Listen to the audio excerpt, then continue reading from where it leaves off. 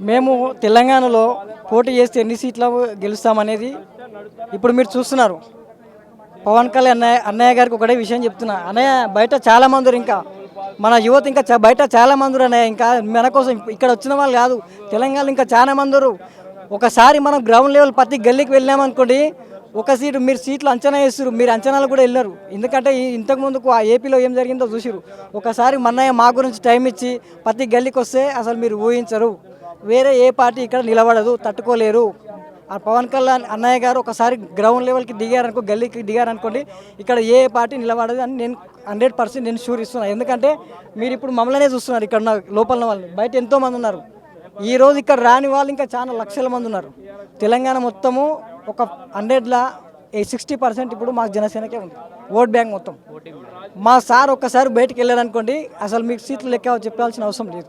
ఇన్ని సీట్లు అని మేము చెప్పలేము. ఎందుకంటే మాకు ఒక రోజు టైం ఇచ్చి అన్నయ్య మాకు కరెక్ట్ టైం ఇచ్చిన తెలంగాణకి ఆ సీట్లు మీరు అంచనా వేయలేరు. రేపు ఏపీలో ఏం జరిగిందో తెలంగాణ అలాంటి పరిస్థితులు కూడా మేము తీసుకొస్తాము.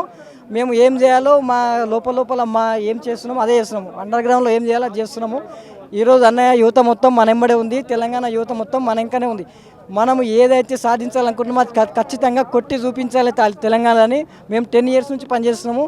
ఈ 10 సంవత్సరాలకి మాకు ఒక అడుగు ముందుకేసినట్టు అనిపిస్తుంది. ఈ వచ్చే ఎన్నికల్లో మా బలం ఏందో చూపించుకుంటాం. మేము ఖచ్చితంగా 100% మేము చూపించుకుంటాం.